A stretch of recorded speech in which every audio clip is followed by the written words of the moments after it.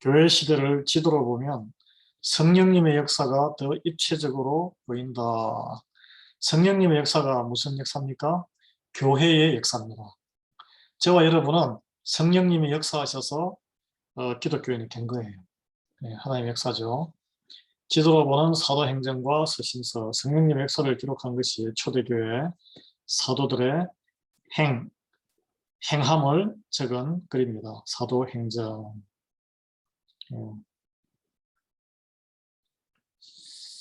그동안 우리가 9장에서 챕터 9에서 신약을 구하라는 시대를 12개 시대로 나눈 뒤에 신약 성경 27권을 시대 순으로 맞추어 배열을 했는데 거기 보면은 내 시대가 사복음서 시대고 예수님이 살아계시던 시절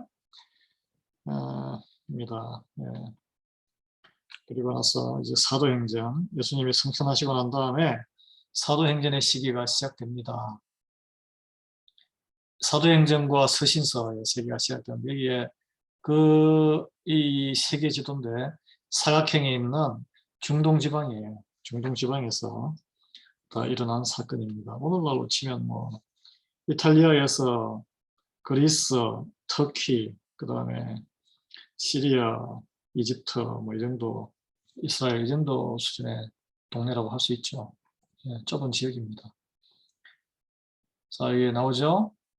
자, 이 지도에 보겠습니다. 이스라엘 오른쪽 밑에 이스라엘이 있죠?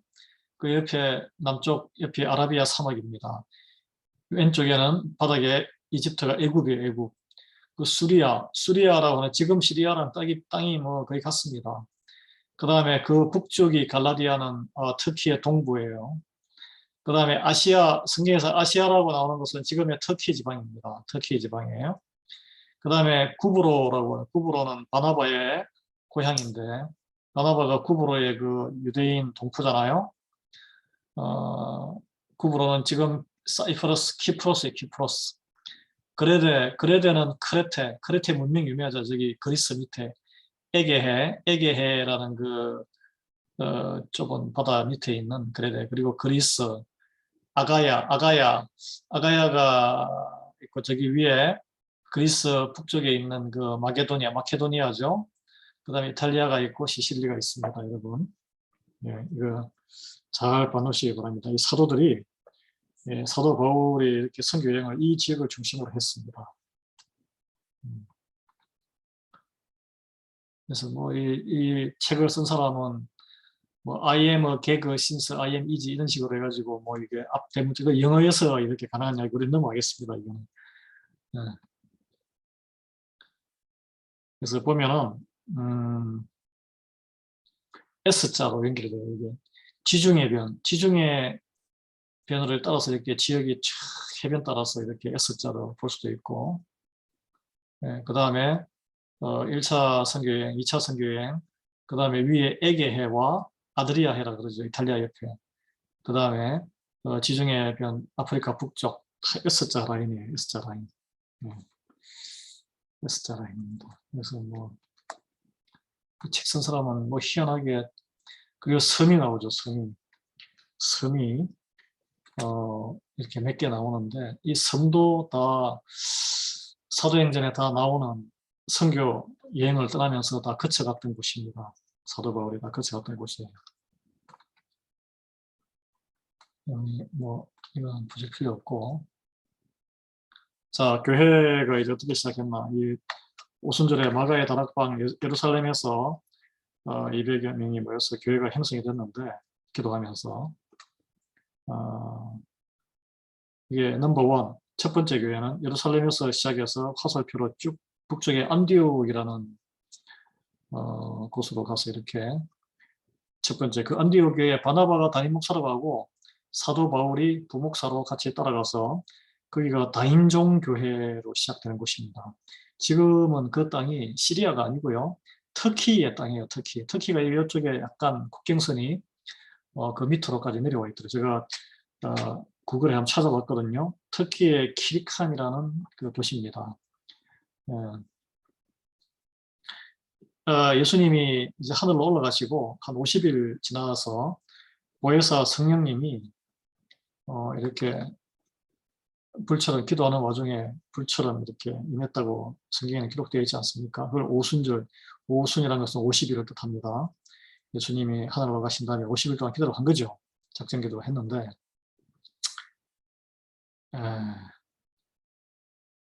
이 교회가 시작된 거예요. 그 교회 안에는 이제 그 인종차별이 사라졌습니다. 유대인과 이방인 차별이 없어졌고 예루살렘을 중심으로 이제 교회에 모였는데 그 다음에 그 제자 중에 빌립이 유대와 사마리아 땅에 복음을 전했어요.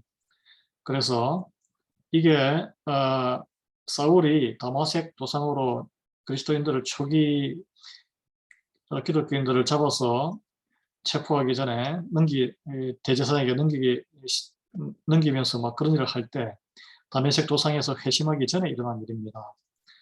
그래서 베드로는 이때에 꿈을 꾸죠. 환상을 보면서 속되고 부정한 것이 담긴 보자기 환상을 보면서 이방인에게도 복음을 전해야 한다는 것을 깨닫습니다. 이 사도행전 10장에 나오는데 그래서 당시 유대인들은 신흥 종교 집단이죠.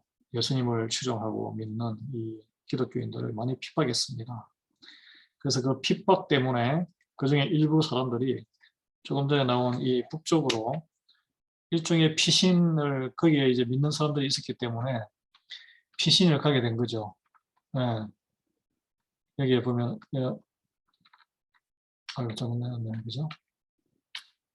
제가 이렇게 좀 서툽니다. 이렇게 안디옥까지 상당한 거리죠. 옛날에 뭐 낙이 타고 걸어서 가니까 아주 한 열흘 정도 걸어야 되는 거리이기 때문에 상당한 거리라고 할 수 있습니다. 이 안디옥 교회, 지금 우리 필라델피아도 선교 열심히 하는 교회가 안디옥 교회죠. 고성기 목사님. 그 안디옥 교회가 선교 중심지가 되어요. 초대교회, 첫 교회가. 그래서 사도 바울이 세 번의 전도 선교 여행을 하는데 바로 안디옥 교회의 부목사로 있으면서 나간 선교 여행입니다. 그래서 교회의 존재 목적은 사실은 뭐 위로하고 목양하고 교제하는 그것도 큰 역할이지만 사실은 선교입니다. 선교. 이 땅에 복음을 전하는 게 교회의 하나님의 부르심. 교회라는 것은 하나님께서 우리를 지정하셔서 부르신 모임이거든요. 우리가 선택한 게 아니고 예수님이 우리를 선택한 것입니다. 여러분은 선택 찜당한 사람들이에요. 그래서 이제 사도행전에 보면 그리스도인들이 초기 기독교인들이 주님의 말씀을 담대하게 전했다. 이 베드로가 그렇게 참 겁쟁이에다가 배신자였는데 오순절에 담대하고 강력한 설교를 하지 않습니까? 성령이 항상 그런 그 강력한 말씀 선포에는 성령이 언급되어 있습니다. 성령 충만하여 하나님의 영이 임하여 이런 표현이 있어요. 그 일을 사람을 변화시키는 것은 오직 성령님의 능력입니다. 그래서 우리는 성령에 휩싸여야 됩니다. 우리는 이 베드로가 그런 말을 하죠. 술에 취하지 말고 성령에 취하라. 에베소서 사도 바울이네요. 에베소서 5장 18절에 나오는데 술 취하지 말고 성령의 충만함을 받아라. 세상적으로 살면은 몸이 당기는 술을 계속 술 안 받는 체질도 있고 술을 계속 먹어줘야 되는 체질도 있더라고요. 이게 술을 먹는 거예요. 술의 영향력이 우리 인생을 주관하도록 방치하는 것입니다. 그러지 아니하고 하나님의 성령으로 취하면 성령 충만한 삶을 살게 됩니다. 여러분, 성령 충만한 술보다는 성령 충만함을 사모하십시오. 그게 인생에 훨씬 유익합니다. 그래서 제자들이 이미 예수님의 권능을 받기 전에 예수님께서 하늘나라 가시기 전에 성령이 제자들에게 임할 것이다. 성령이 임하면 너희들이 나와 같은 권세와 권능 하나님의 능력을 받게 될 것이다. 라는 이미 그 약속을 하셨죠. 그게 사도행전 1장 8절입니다. 여러분, 우리가 성령님이 능력이 있다고 해서 우리가 성령님을 사모하고 이용하는 것이 아니라 누가 주인공이라고요? 성령님이 주인공이 하나님이 예수님이 제자를 픽업할 때도 충성 사람을 뽑은 것이 아니고 예수님께서 뽑으신 거예요. 주관자는 주님입니다. 주관자는 하나님이세요. 주관자는 성령님이세요. 하지만 성령님이 이렇게 우리에게 올 때 우리가 성령을 거부하지 않아요. 우리는 순종으로 감사함으로 받을 때 성령님이 마음껏 우리 안에서 역사하실 줄, 능력을 펼치실 줄 믿으시기 바랍니다. 자, 이제 사도행전 13장에서 15장에 보면 사도 바울이 이제 바나바와 함께 또 마가 요한이라는 청년이었죠. 그때는 이 바나바의 생질인데 누나나 여동생의 누나 같아요. 아들인데 마가 복음을서 마가 요한입니다. 마가인데 처음에 배를 타고 구부로 바로 앞에 있는 구부로 섬에 갑니다. 지금은 거기가 그리스와 터키로 이렇게 섬이 분단되어 있는데 영토가 그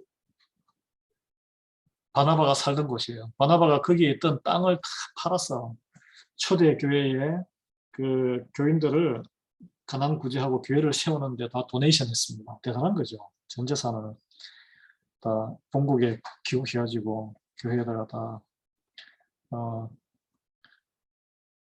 그래서 사람들에게 굉장히 신망을 받고 바나바 참 성령 충만하고 리더십 있고 인격이 아주 사람들이 좋아했던 사람이다. 그런 기록이 있습니다. 근데 그 모습을 보고 나도 저렇게 되고 싶어. 저런 사람들의 신망을 받고 싶어. 존경을 받고 싶어 해서 자기의 재산을 땅 판 것인지 뭐 재산을 교회에다가 그때 교회는 뭐 헌금함도 없고 그냥 사도 말씀 선포하는 사람 앞에 그냥 보이게끔 갖다가 드렸는데 바닥에다가 아나니아와 삽비라죠.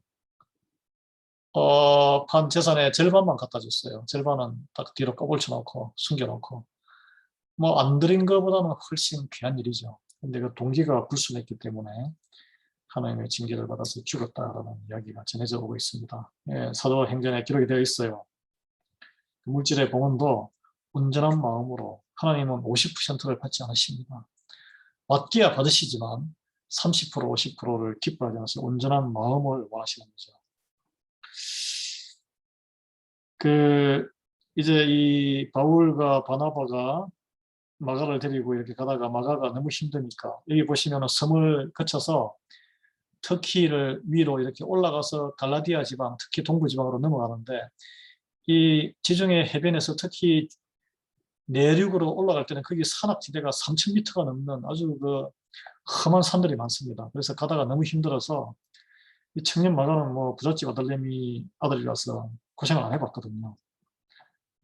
다락방에 200명이 들어갈 정도면 엄청난 큰 집 아니겠습니까? 그 대저택의 아들의 아들, 그것도 예루살렘의 그 비싼 땅에 수도니까 성 안에 있는 집에 고생 나는 돌아가겠다 해가지고 바울이 열받아서 화를 내죠. 이런 형편없는 인간, 하나님의 일을 하는데 그 정도 각오도 못하고 하여튼 뭐 돌아갑니다. 나중에 하나님 안에서 서로 화해를 해요. 용서하고 화해해서 바울의 그런 모든 행적, 바울이 설교하고 이렇게 가면서 그 헬라어로 다 동시 통역한 1.5세에 사실은 동시 통역한 사람이 마가예요, 마가. 그래서 같이 합력해서 사역을 같이 하게 되죠, 나중에는. 하나님의 역사죠. 여러분, 그 가면서 많은 일들이 있었죠. 많은 이들이 바울의 그 전도를 통해서 회심하고 가다가 또 그 지역에 뭐 이렇게 각종 액세서리 만들고 우상 그런 조각 이런 거 만드는 사람 그 비즈니스가 있잖아요. 그 우상 숭배하지 말라 그러니까 그런 비즈니스 하던 사람들에 의해서 매도 맞고 루스드라라는 지방에서는 돌에 맞아서 유대인들에게 돌에 맞아서 죽게 됐는데 성 밖으로 집어 던졌는데 겨우 하나님 은혜로 겨우 살아났다 이런 또 기록이 있습니다. 사도행전 14장이죠. 그래서 갈라디아 지방의 드베라는 곳에 도착을 했어요. 이렇게 삥 돌아서 북쪽으로 해서 여기 그림을 보시면 거기서 이제 교회를 들여다보고 그 교회 해봤자 각 가정에 몇 가정 모인 가정교회입니다. 요즘처럼 이렇게 건물을 짓고 뭐 수십 명, 수백 명, 수천 명이 모이는 교회가 아니고요. 그냥 그리스도 예수님을 영접한 몇 명의 사람들이 모이는 그런 작은 소그룹 모임이었어요. 그걸 교회라고 하죠. 네. 그래서 다시 시리아의 안디옥으로 돌아왔습니다. 여러분, 이 성장, 그러니까 전도를 받고 나서 예수님을 영접하고 나서는 성장이 있어야 돼요. 여기 나무가 나오는데 전도를 받고 나면은 기도하는 방법도 기도를 해야 되고, 그 다음에 이 홀로 있으면은 금방 믿음이 떨어지고 또 시험도 많이 받고 시들해지고 세상 사람으로 돌아갑니다. 그래서 서로 믿음 생활하는 사람과의 교제, 사랑의 교제, 섬김의 교제가 있어야 되고, 무엇보다 성령님의 감동감화 말씀으로 또 좋은 감정을 듣고 읽어보로서 또 찬송 찬양을 부르고, 그리고 말씀 선포를 듣고 하나님의 말씀이 있잖아요. 그래서 성장해서, 자, 나무에 뭐가 달려 있습니까? 이 빨간 뭐 사과나무 같기도 하고 주렁주렁 열매가 있잖아요. 열매하면 씨앗이 있어요. 그 새로운 또 이런 나무를 성장시킬 수 있는 열매를 맺는 인생이 되는 것입니다. 네. 그래서 여기에 보면은 안디옥에서 나가서 뭐 이 많은 지역에 지금 여기저기에 씨앗을 많이 뿌려요. 사도 바울이. 이 바울이 안디옥으로 돌아가서 이제 선교 보고를 하기 전에 자기가 방문해서 돌멩이 세례를 받았던 그런 도시까지도 다시 들어가서 그 자기가 전도했던 사람들을 다시 믿음을 세우고 말씀으로 이렇게 세우는 그런 일을 합니다. 안디옥으로 돌아가서 이제 선교 보고를 마치고 자기가 다녀온 이제 믿음이 생긴 그 갈라디아 지역에 몇몇 교인들이 있잖아요. 그 가정에 편지를 씁니다. 편지를 보내서 너희들이 외롭지 않다. 그리고 복음의 진수가 이런 것이다. 기도하고 있다. 그 편지가 갈라디아서입니다. 여러분, 갈라디아서. 바울이 가장 먼저 쓴 성경이죠. 성경에 이제 채택됐는데, 그에는 구원을 위해서는 오직 하나님의 은혜에만 매달려라. 하나님께서 주권적으로 역사에서 너희들을 인도할 것이다라는 그런 하나님의 능력을 믿으라는 것이 갈라디아서의 핵심입니다. 왜냐하면 갈라디아에는 거짓 교사들이 있었어요. 알까리하게 가르치는 사람들이 뭐냐 하면, 옛날에 그 유대교에 나오는 율법을 다 지켜야 되고, 행실을 통해서 불교처럼 착한 일을 통해서 너희가 더 구원을 받을 수 있다. 이렇게 가르쳤기 때문입니다. 구원은 하나님의 주권적인 능력이 있는 거예요. 주권적인 하나님의 은혜에 있는 것입니다. 그리고 거기에 감사함으로 인해서 우리가 응답하는 것이 행위죠, 행위. 감사하면 행위가 나와요. 은혜를 받으면 행위가 나옵니다. 근데 행위를 함으로써 하나님이 우리를 선택하거나 은혜를 베푸는 건 아니다 이거죠. 그것은 하나님의 주권을 무시하고 나의 능동적인 선택을 더 중요시하는 아주 본말이 전도된 그런 신앙이나 믿음이라고 할 수 있겠습니다. 그걸 사도 바울은 일깨워준 거죠. 예, 갈라디아서입니다. 그리고 바울은 이제 예루살렘에 원래 그 초대교회 본교회가 있지 않습니까? 거기에 가서 이제 교회 총회를 했는데, 마치 오늘날 우리 교회도 뭐 이렇게 여러 340개 미국 장로교회에 있는 한인교회 중에 하나예요. 340개 정도 되는데, 그 NCKPC라고 전국 한인총회가 있습니다. 총회가 1년에 한 번씩 이렇게 총회를 해서 거기에서 서로 교제하고 보고도 하고 하는데, 미국 교회는 또 미국 PCS에는 한 10,000개 정도 교회가 2년에 한 번씩 총회를 하죠. 여기 참석해야 돼요. 사실은 참석하는데, 바울이 그 교회 총회 최초로 열린 총회 예루살렘에 참석해가지고 갔더니 유대인들이 왜 이방인 유대인이 아닌 사람들한테 예수 그리스도를 전하냐 반대가 있었거든요. 그래서 그게 논란이 있었는데 유대인이 아닌 사람은 할례를 할 필요가 없다. 그냥 예수 그리스도의 신앙 고백 하면 된다라고 해서 그런 정리를 했습니다. 그래서 이방인들의 회심, 유대인이 아닌 기독교인들의 우리 하나님의 자녀가 되는 것을 위해서 대신 변론했어요. 마찬가지예요. 우리도 미국 총회에 가면 우리 한인 총회에서 우리 코리안 아메리칸 한인들 장로교인들을 위해서 다 변론하고 하는 그런 조직입니다. 그게 우리가 각 교회마다 자발적으로 회비를 내는데 우리 교회는 어찐 일인지 지난 뭐 아주 오랜 기간 동안 옛날에 부흥했을 때는 그 회비를 다 내고 하셨을 텐데 그리고 우리 교회 담임 목사 출신이 목사님이 그게 또 총회장도 했잖아요. 근데 계속 회비를 안 내고 있어요. 그냥 미국 장로 총회 의무적인 그것만 회비를 내고 우리 한인들 대표회는 회비를 안 내는데 참 안타깝습니다. 낼 수 있어요. 뭐 얼마 정성으로 내면 돼요. 정성으로 몇백 불이라도. 여러분 하여튼 바울이 그 이방인들의 회심, 미국인들 입장에서 볼 때는 우리가 이방인이죠. 우리가 이방인, 우리 미국 장로교회가 우리 한국 교회를 회원교회로 받아준 것만 해도 대단한 거예요. 어떻게 보면. 마이너리티 거의 90% 가까이가 백인이고 나머지 10%인데 대부분 뭐 흑인 교회나 뭐 히스패닉 교회죠. 우리 한인 교회 뭐 얼마 안 됩니다. 그 다음에 이 이방인들을 위해서 변론하는 목회자가 필요하다는 거죠. 저도 이제 그런 역할을 여러분 사이에서 브릿지 역할을 하면서 그런 역할을 맡습니다. 그리고 이제 1차 전도 여행이 끝나고 이제 한 바퀴 삥 돌고 다시 본교회로 돌아오고 그 다음에 예루살렘 교회에 가서 보고를 하고 그 1차 여행이 끝났다고 이제 성경학자들은 이야기하고 그 다음에 2차 전도 여행을 하는데 2차 전도 여행은 사도행전 16장에서 18장에 있습니다. 16장, 18장에 있어요. 이 2차 전도 여행에 요 부분이 앞에 나오는 요게 2차 전도 여행에 갔던 사도 바울이 갔던 좀 더 1차 전도 여행은 안디옥에서 갈라디아 지방 요 가까운 지역이었지만 2차 전도 여행 굉장히 이제 그 터키까지를 아시아라 그랬고 그 너머는 유럽이거든요.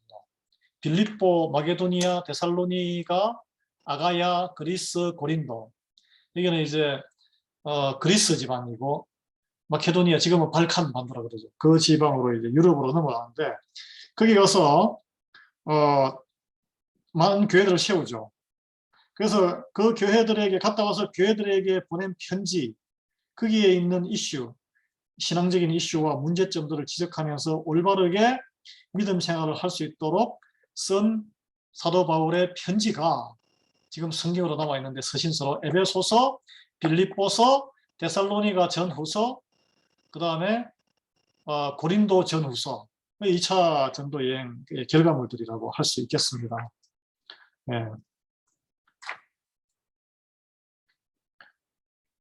그래요. 우리는 구약 시대는 메시아는 그리스도란 뜻이죠. 구세주란 뜻인데 기름 부음 받은 자 올 것이다라고 이렇게 믿고 살았는데 우리는 이제 신약 예수님이 이미 오셨기 때문에 오시고 가셨잖아요.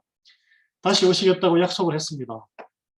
구약 시대에 살던 사람들이 예수님이 오셨어도 눈앞에 보고도 예수님인 줄 메시아인 줄 몰랐어요. 안 사람은 제자들이 됐지만 그런데 이제 새로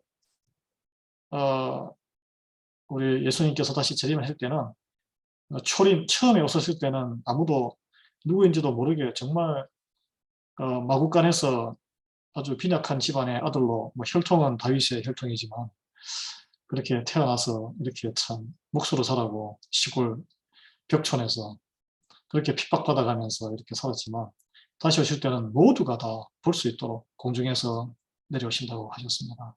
세계가 다 놀랄 것이라고 그랬어요. 아주 기대가 됩니다. 기대가 되는데 중요한 것은 우리가 경건을 지키면서 이 삶을 살아가는 거예요. 그래서 우리가 하나님께서 부르신 이 목적에 합당한 삶을 살아가면서 정결하게 우리가 이 땅에 남아있는 삶의 기간 동안 부활의 소망을 잊지 아니하고 믿음으로 승리하는 것입니다. 여러분 그걸 위해서 제가 오늘 이 수고를 하고 있는 것이고, 그걸 위해서 하나님께서 저를 불러서 목회자로 부르시고 이 교회에 보내신 거예요. 그래서 저와 여러분의 인연이 생긴 겁니다. 제가 뭐 여러분 개인적으로 어떻게 이 넓은 미국에서 이 듣도 보지도 못한 리하이 밸리라는 지역에 왜 오겠습니까? 하나님께서 보내셔서 하나님의 말씀으로 여러분의 영혼이 강건해지고 평강과 감사와 기쁨이 넘치게 하는 하나님의 말씀을 전하기 위해서 하나님이 보내주신 거라고 믿으시기 바랍니다.